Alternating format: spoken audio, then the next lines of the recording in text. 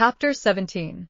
It now fell into a regular routine of apprenticeship life, which was varied beyond the limits of the village and the marshes, by no more remarkable circumstance than the arrival of my birthday and my paying another visit to Miss Havisham.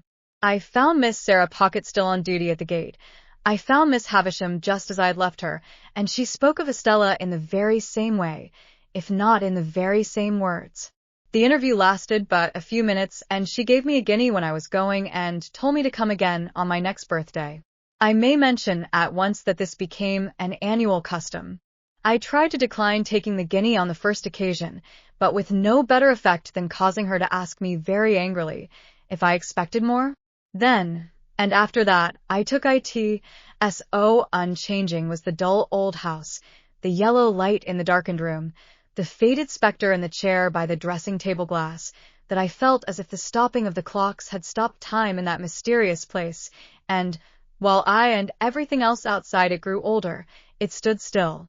Daylight never entered the house as to my thoughts and remembrances of it, any more than as to the actual fact. It bewildered me, and under its influence I continued at heart to hate my trade and to be ashamed of home.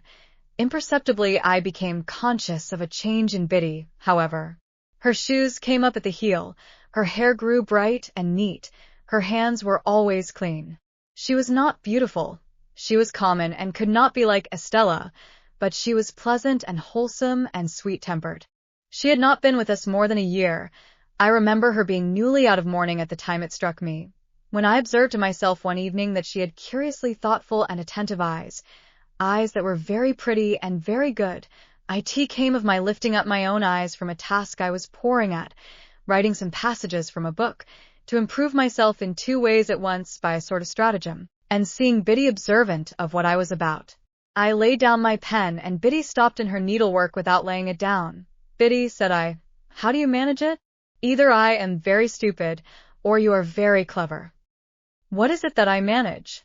"I don't know," returned Biddy, smiling. "She managed our whole domestic life, and wonderfully too, but I did not mean that, though that made what I did mean more surprising." "How do you manage, Biddy," said I, "to learn everything that I learn, and always to keep up with me?" I was beginning to be rather vain of my knowledge, for I spent my birthday guineas on it, and set aside the greater part of my pocket money for similar investment, though I have no doubt now that the little I knew was extremely dear at the price. "I might as well ask you," said Biddy, "how you manage?" "No, because when I come in from the forge of a night, anyone can see me turning to at it." "But you never turn to at it, Biddy." "I suppose I must catch it like a cough," said Biddy, quietly, and went on with her sewing, pursuing my idea as I leaned back in my wooden chair and looked at Biddy sewing away with her head on one side. I began to think her rather an extraordinary girl, for I called to mind now that she was equally accomplished in the terms of our trade, and the names of our different sorts of work, and our various tools. In short, whatever I knew, Biddy knew. Theoretically, she was already as good a blacksmith as I, or better. "You are one of those, Biddy," said I, "who make the most of every chance. You never had a chance before you came here, and see how improved you are." Biddy looked at me for an instant, and went on with her sewing. "I was your first teacher, though, wasn't I?" said she as she sewed. "Biddy," I exclaimed, in amazement. "Why, you are crying." "No, I am not," said Biddy, looking up and laughing. "What put that in your head?" What could have put it in my head but the glistening of a tear as it dropped on her work? I sat silent, recalling what a drudge she had been until Mr. Wopsle's greatness successfully overcame that bad habit of living, so highly desirable to be got rid of by some people. I recalled the hopeless circumstances by which she had been surrounded in the miserable little shop and the miserable little noisy evening school, with that miserable old bundle of incompetence always to be dragged and shouldered. I reflected that even in those untoward times there must have been latent in Biddy what was now developing, for, in my first uneasiness and discontent I had turned to her for help, as a matter of course. Biddy sat quietly sewing, shedding no more tears, and while I looked at her and thought about it all, it occurred to me that perhaps I had not been sufficiently grateful to Biddy. I might have been too reserved, and should have patronized her more, though I did not use that precise word in my meditations, with my confidence. "Yes, Biddy, I observed, when I had done turning it over. You were my first teacher, and that at a time when we little thought of ever being together like this in this kitchen. Ah, poor thing, replied Biddy. It was like her self-forgetfulness to transfer the remark to my sister and to get up and be busy about her, making her more comfortable. That's sadly true. Well, said I, we must talk together a little more, as we used to do. And I must consult you a little more, as I used to do. Let us have a quiet walk on the marshes next Sunday, Biddy, and a long chat. My sister was never left alone now, but Joe more than readily undertook the care of her on that Sunday afternoon, and Biddy and I went out together. It was summertime and lovely weather. When we had passed the village and the church and the churchyard, and were out on the marshes and began to see the sails of the ships as they sailed on, I began to combine Miss Havisham and Estella with the prospect, in my usual way. When we came to the riverside and sat down on the bank, with the water rippling at our feet, making it all more quiet than it would have been without that sound, I resolved that it was a good time and place for the admission of Biddy into my inner confidence. Biddy, said I, after binding her to secrecy, I want to be a gentleman. Oh, I wouldn't if I was you, she returned. I don't think it would answer. Biddy, said I, with some severity, I have particular reasons for wanting to be a gentleman. You know best, Pip, but don't you think you are happier as you are? Biddy, I exclaimed impatiently, I am not at all happy as I am. I am disgusted with my calling, and with my life. I have never taken to either since I was bound. Don't be absurd.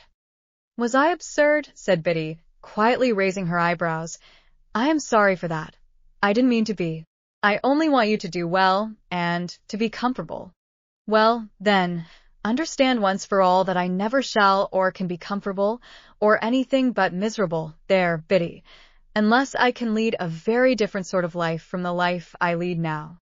That's a pity, said Biddy, shaking her head with a sorrowful air. Now, I too had so often thought it a pity that, in the singular kind of quarrel with myself which I was always carrying on, I was half inclined to shed tears of vexation and distress when Biddy gave utterance to her sentiment and my own. I told her she was right, and I knew it was much to be regretted, but still it was not to be helped. If I could have settled down, I said to Biddy, plucking up the short grass within reach, much as I had once upon a time pulled my feelings out of my hair and kicked them into the brewery wall, if I could have settled down and been but half as fond of the forge as I was when I was little, I know it would have been much better for me. You and I and Joe would have wanted nothing then, and Joe and I would perhaps have gone partners when I was out of my time, and I might even have grown up to keep company with you, and we might have sat on this very bank on a fine Sunday, quite different people. I should have been good enough for you. Shouldn't I, Biddy? Biddy sighed as she looked at the ship sailing on, and returned for answer. Yes, I am not over-particular. It scarcely sounded flattering, but I knew she meant well. Instead of that, said I, plucking up more grass and chewing a blade or two, see how I am going on. Dissatisfied and uncomfortable, and what would it signify to me, being coarse and common, if nobody had told me so? Biddy turned her face suddenly towards mine, and looked far more attentively at me than she had looked at the sailing ships. It was neither a very true nor a very polite thing to say, she remarked, directing her eyes to the ships again. Who said it? I was disconcerted, for I had broken away, without quite seeing where I was going to. It was not to be shuffled off now, however, and I answered, the beautiful young lady at Miss Havisham's, and she's more beautiful than anybody ever was, and I admire her dreadfully, and I want to be a gentleman on her account. Having made this lunatic confession, I began to throw my torn-up grass into the river, as if I had some thoughts of following it. Do you want to be a gentleman, to spite her or to gain her over? Biddy quietly asked me after a pause. I don't know, I moodily answered. Because if it is to spite her, Biddy pursued, I should think, but you know best, that might be better and more independently done by caring nothing for her words. And if it is to gain her over, I should think, but you know best, she was not worth gaining over. Exactly what I myself had thought, many times. Exactly what was perfectly manifest to me at the moment. But how could I, a poor dazed village lad, avoid that wonderful inconsistency into which the best and wisest of men fall every day? It may be all quite true, said I to Biddy, but I admire her dreadfully. In short, I turned over on my face when I came to that, and got a good grasp on the hair on each side of my head, and wrenched it well. All the while knowing the madness of my heart to be so very mad and misplaced, that I was quite conscious it would have served my face right, if I had lifted it up by my hair, and knocked it against the pebbles as a punishment for belonging to such an idiot. Biddy was the wisest of girls, and she tried to reason no more with me. She put her hand, which was a comfortable hand though roughened by work, upon my hands, one after another, and gently took them out of my hair.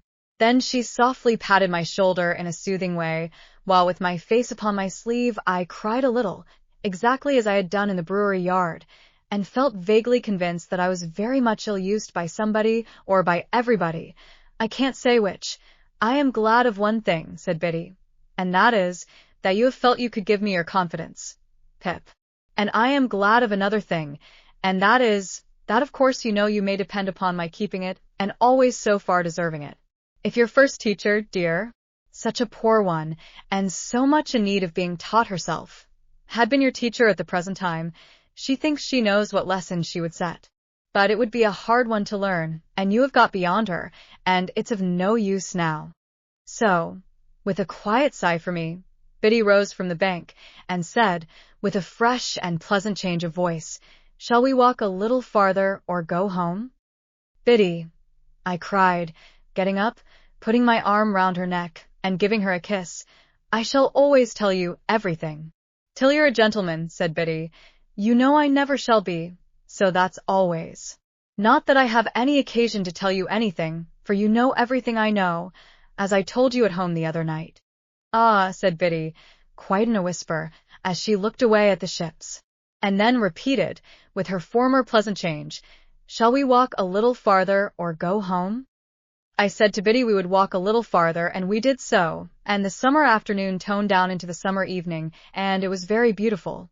I began to consider whether I was not more naturally and wholesomely situated, after all, in these circumstances, than playing beggar my neighbor by candlelight in the room with the stopped clocks, and being despised by Estella. I thought it would be very good for me if I could get her out of my head, with all the rest of those remembrances and fancies, and could go to work determined to relish what I had to do, and stick to it, and make the best of it. I asked myself the question whether I did not surely know that if Estella were beside me at that moment instead of Biddy, she would make me miserable. I was obliged to admit that I did know it for a certainty, and I said to myself, "Pip, what a fool you are." We talked a good deal as we walked, and all that Biddy said seemed right. Biddy was never insulting, or capricious, or Biddy today and somebody else tomorrow. She would have derived only pain, and no pleasure, from giving me pain. She would far rather have wounded her own breast than mine. How could it be, then, that I did not like her much the better of the two? "Biddy," said I, when we were walking homeward, "I wish you could put me right." "I wish I could," said Biddy, "if I could only get myself to fall in love with you. You don't mind my speaking so openly to such an old acquaintance?" "Oh, dear, not at all," said Biddy. "Don't mind me. If I could only get myself to do it, that would be the thing for me." "But you never will, you see," said Biddy.